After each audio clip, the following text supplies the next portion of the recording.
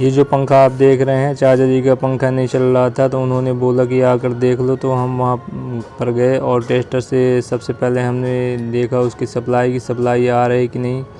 तो हमने देखा कि सप्लाई नहीं आ रही थी, तो हमने बोर्ड खोला और बोर्ड खोलकर जब देखा तो उसमें रेगुलेटर जो लगा हुआ था, तो सबसे पहले हमने रेगुलेटर चेक किया। सीरियल लैंप से हमने सप्लाई चेक की, सप्लाई आ रही थी और रेगुलेटर जो था वो जल चुका था। रेगुलेटर जो है ख़राब हो चुका था, उससे आउटपुट सप्लाई नहीं आ रही थी।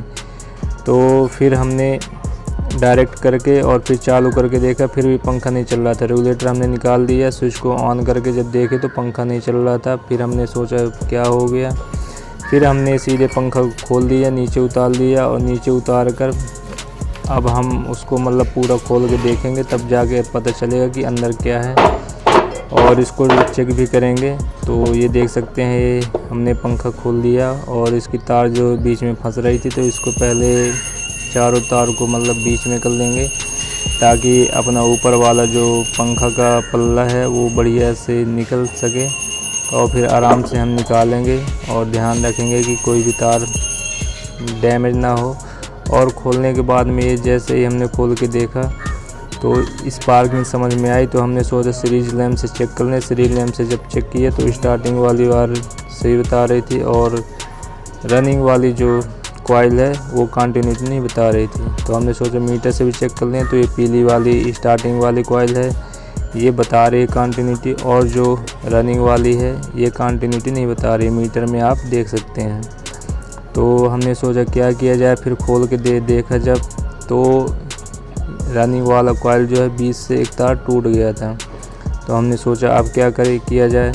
तो फिर हमने दिमाग लगाया और फिर जो तार टूटी थी तो वहीं से एक जॉइंट करके तार निकाल दिया और बगल वाली कॉइल में हल्का सा ब्लेड से स्क्रैच कर दिया। और स्क्रैच करने के बाद में बढ़िया से उसको वायर को जॉइंट करेंगे और देखेंगे, देख सकते हैं एक साइड हमने वायर को बढ़िया से जॉइन कर लिया, दूसरे साइड जहाँ पे उंगली आप देख रहे हैं यहाँ पे ब्लेड से हल्का सा मतलब स्क्रैच करके और यहीं पे सोल्डर करके और यहीं से वायर निकाल लेंगे।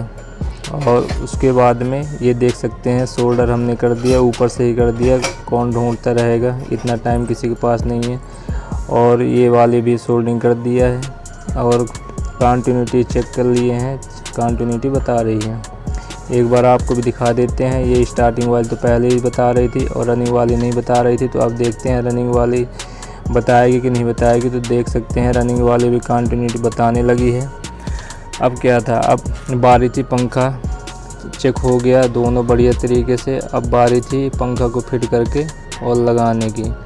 तो फिर हम चलते हैं और वहीं पे आप देख सकते हैं बढ़िया से मतलब सोल्डिंग कर चुके हैं। ये नहीं है कि कोई दूसरी पंखा है, ऐसा कुछ नहीं है, वही पंखा है, आप देख लीजिए सोल्डर किया हुआ है।